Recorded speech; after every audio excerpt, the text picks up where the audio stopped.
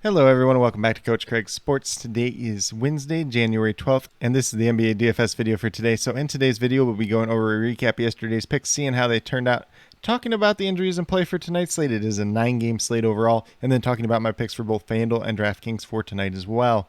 But without further ado, we'll get into it with a recap of yesterday's picks. So we're going to start off with the DraftKings side. At the point guard position, we had Spencer Dinwiddie, $6,000, looking for 30 points on him. He got to 46.75, so he was a very, very good hit yesterday. Then shooting guard, we had Lou Dort, $5,200, looking for 26 points on him. He got to 31.25, so he was a good hit as well. Then at small forward, we had Brandon Ingram, $8,200, looking for 41 points out of him. He got to 56, so a very, very good hit. Once again, he did hit that shot at the very end of the game to win the game as well. Then at power forward, we had Nick Batum, $4,300, looking for 22 points out of him. He had been playing more minutes, playing a little bit better as of late. Just didn't quite get there yesterday. He had 15 points, so he was a miss. He only was 2 for 6 shooting from the field. Didn't do a whole heck of a lot else. Had a little bit of foul trouble potentially as well, so not the best day for him overall. And then at center position, we had Kevon Looney. He was $4,800, looking for 24 points out of him. He got to 16.5. He was a miss. He only ended up playing 18 minutes despite Draymond Green not playing in this game yesterday, so that really, really limited him overall. Not something we would have expected on yesterday's slate. So overall, a 3 out of 5 day on the DraftKings side. Some pretty good hits, but the misses not quite so good. And then on the FanDuel side, we had Spencer Dinwiddie, $7,100, looking for 36 points at him. Got to 46.6, so he was a good hit once again. At shooting guard, I stayed on Cade Cunningham. Probably should have went with Josh Giddey once again. He was the better one. I had both those guys in my early lineup, but Cade Cunningham just wasn't it yesterday. $6,500, looking for 33 points out of him. He got to 17.9. He was a miss. He played 29 minutes, 3 for 11 shooting from the field. Had too many turnovers. This game was a blowout. Just pretty much everything that could have gone wrong yesterday went wrong for him. Then at small forward, we had Corey Kispert, $3,500 flat minimum, looking for about 18 points out of him. Got to 24.5, so he was a hit. Jay Crowder, who I did like quite a bit early on in the day, had a very solid day at $4,100. We were looking for 21 points out of him. Got to 33.5, so he was a very good hit yesterday. And then at center, we had Nikola Jokic, probably should have been the top point scorer on the slate. Most times we play this slate out.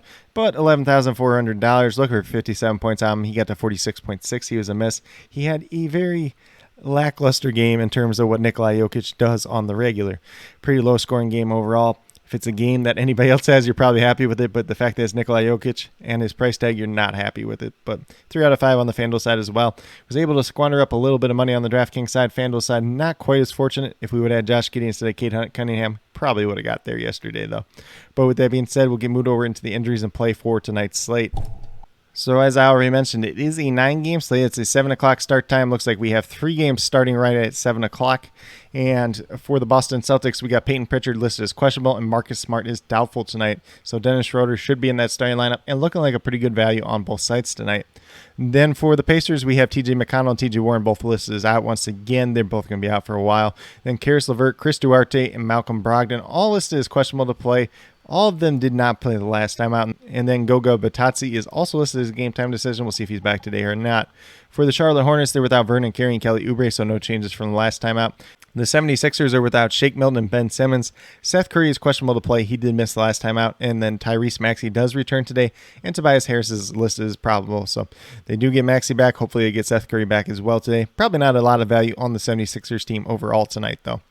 Then for the Orlando Magic, they're without Michael Carter-Williams, Markelle Fultz, Jonathan Isaac, E'Twaun Moore, Jalen Suggs, and then Mo Bamba and Wendell Carter Jr. both listed as questionable tonight if they both end up missing. Chuma Okeke looks like a pretty good play, and Robin Lopez probably in that starting lineup once again looks like a decent value as well. For the Washington Wizards, same guys out as yesterday with Bradley Beal and Thomas Bryant. Obviously, the biggest one there is Bradley Beal being out. We'll see if the starting lineup looks the same as yesterday. We'll see if they still end up playing Spencer Dinwiddie tonight on the back-to-back. He has not played very, very many back-to-backs on the season. I believe maybe just one on the entire season, so could be something interesting to watch there, especially since it is like his 3rd game back from the COVID list as well. Then we move down to the Miami Heat, who are without Bam Adebayo, Jimmy Butler, Marcus Garrett, Markieff Morris, KZ Okpala, and Victor Oladipo. Dwayne Dedmon listed as questionable to play. He's kind of been like in limbo for a couple of games now, but really hasn't played yet. If he does end up playing, he looks all right. But if he doesn't, then obviously we're pretty much looking at what we've been looking at for the Heat team overall. And then on the Hawks side, Clint Capella is doubtful once again, so Okongwu should be in that starting lineup, looking like a pretty good play overall. Cam Reddish and DeAndre Hunter are both listed as questionable. That's a big upgrade for DeAndre Hunter. He's been out for a little while. And then Sharif Cooper listed as a game-time decision. I do believe that he did end up clearing the health and safety protocol, so it's probably just a conditioning thing at this point in time, but probably not in the rotation either way. Then for the Dallas Mavericks, they are without Willie Cauley-Stein and Kristaps Porzingis. Obviously, they got Luka back the last time out. And then for the Knicks, they are without Derrick Rose and Ryan Arcidiacono once again. Kemba Walker and Nerlens Noel, both listed as questionable to play tonight. Moving over to the Houston Rockets, they're without John Wall, and then Sengun and Brooks are both listed as questionable. We'll see if they're back tonight or not. And then for the Spurs, pretty much what we've been looking at was Zach Collins, Keldon Johnson, Trey Jones, Doug McDermott, Devin Vassell, and Derek White all out. Then for the Cleveland Cavaliers, just Isaac Okoro out once again, so no changes there. For the Utah Jazz, they're without Udoka Azubuike, Jared Butler, Malik Fitz, Rudy Gay, Rudy Gobert, and Elijah Hughes.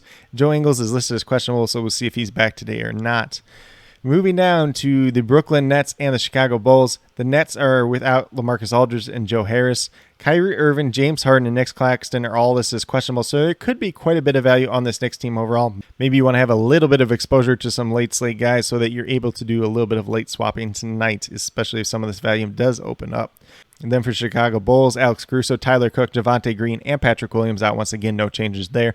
For the Los Angeles Lakers, Anthony Davis, Kendrick Nunn, both listed as out. And LeBron James listed as probable as always. Exact same as last time out.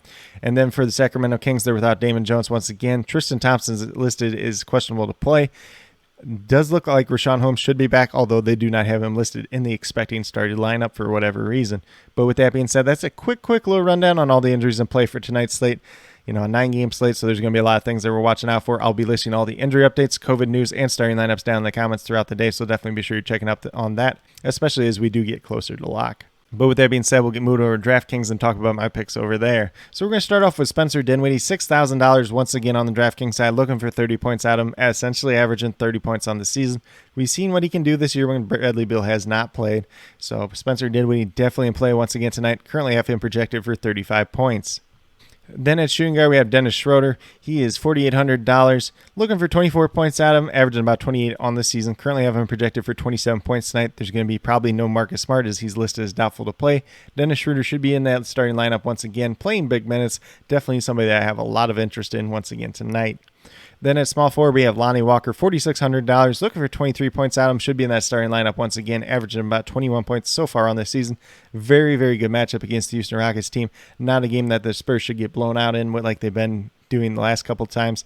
So Lonnie Walker is definitely somebody in play, especially at that small forward position once again tonight. Then at power forward, I'm going to go with Kyle Kuzma, $8,000. Price tag dropped a little bit, but you're looking for 40 points out of him. Averaging about 34 in the season. Doesn't really matter too much since Bradley Beal is out, and Kyle Kuzma has been playing terrific as of late. So I have him currently projected for 42 points, but definitely has some upside for more as well. Then last but not least, at that center position, we got Okongwu, who is $3,900, looking for 19, 20 points out, essentially averaging 22 on the season. Clint Capella should not be playing in this game since he is doubtful to play once again today. And with that being said, I currently have Okongwu projected for about 23 points on the DraftKings side tonight. But with that being said, if you go with these 5 players on the DraftKings side, you have $22,700 remaining, just over $7,500 per player. You can probably pay up for one stud and then find some values to go along with them, or take a little bit more balanced approach on tonight's slate. Hopefully we get a little bit more value that opens up, but still some pretty decent value to start off the day. But with that being said, we'll get moved over to FanDuel and talk about my picks over there as well.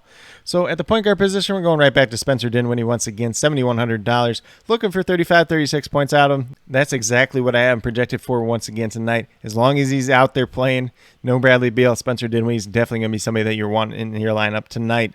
Then at shooting guard, we're going to have Dennis Schroeder once again, $5,300, looking for 26, 27 points out of him, averaging about 27 points on the FanDuel side so far this season. Currently have him projected for 27 points once again tonight. Definitely has some upside for more, as he should be in that starting lineup and playing big minutes once again. Then small forward, we're going to go with Tyler Hero. This might be point chasing just a little bit, but he had about 6-game stretch where he wasn't shooting the ball very well at all. Last time out, he showed that he can make shots once again. So at $6,500, I'm willing to take a gamble here. You're looking for 32, 33 points out of him. Got him projected for about 34, 35 points tonight. Definitely looking like a pretty good value overall. Then at power forward, this was the toughest position for me today. Not a lot of value here at this point in time. Could some more open up throughout the day? That's definitely possible, but as of right now, we're going with Harrison Barnes. I know last time out didn't quite pay off for us, but at $5,000, still a super cheap price tag, looking for 25 points at him, averaging about 28 on the season. Currently have him projected for about 25, 26 points tonight. And then last but not least, at the center position, we have Okongwu once again, $3,900. We're looking for about 19, 20 points out of him tonight. Have him projected for 23 points once again on the FanDuel side tonight. Definitely has a little bit of upside for more if he's playing pretty good minutes. Obviously, no Clint Capella out there is definitely going to help him as he's going to be in the starting lineup and playing decent minutes once again tonight. But with that being said, if you go with these 5 players on the FanDuel side, you have $32,200 remaining, just over $8,000 per player. So you can definitely pay up for 2 studs if that's something you want to do. Or if you want to take a little bit more balanced approach, which is something that's been working rather well on the FanDuel side so far this season, you can definitely do that as well. But with that being said, these are my picks for both FanDuel and DraftKings for today, January 12th. As always, if you have any questions related to NBA DFS, be sure to leave them down in the comments below and I'll get back to you as quickly as possible. Also, be sure to let me know your favorite play on tonight's slate, whether it's on FanDuel or DraftKings. Heck, if you want to talk a little bit of Super Draft, we can do that as well. We'll be going live right around 5 o'clock tonight, JC Money Design and myself. I'll leave a link to that in the comments below as well. So if you're into Super Draft, if you're new to Super Draft, you want to check out Super Draft DFS, definitely check that out as we'll be going over the main slate as well as the Super Draft Pro contest as well. And then as always, I'll be listing all the injury updates, starting lineups, and COVID news down in the comments below, as well as that updated core somewhere between an hour to about a half hour prior to lock. If we get any news with the starting lineups that changes the updated core, I will leave updates to it as well. But with that being said, if you are new to my channel, please consider subscribing. Definitely would appreciate it. It helps to build the community that we're trying to build here at Coach Craig Sports, which is the one that's truly for you, the viewers, helping you with your DFS, whether it's NBA or NFL, helping you with your fantasy football teams. I know fantasy football season's pretty much done with it at this point in time, but definitely looking forward to next year. If you guys want to talk a little bit of Dynasty, that's perfectly fine as well. And then as we get closer to the NFL draft, I will be taking a look at some NFL draft prospects as well. If there's anyone in particular you want me to look at, definitely be sure to let me know down in the comments as well. And then with that being said, if you are a new or current subscriber who's yet to do so, also hit that notification bell down below. It's going to let you know every single time I post up a new video. Like I've been saying, I post up daily NBA DFS videos just like this. But with that being said, that's all I have for today's video. Hopefully you all enjoyed. And then last but not least, special shout out to each and every one of you watching today's video. I truly do appreciate you taking the time out of your day to watch this video. Definitely means a lot to me, and I hope each and every one of you has a great rest of your day.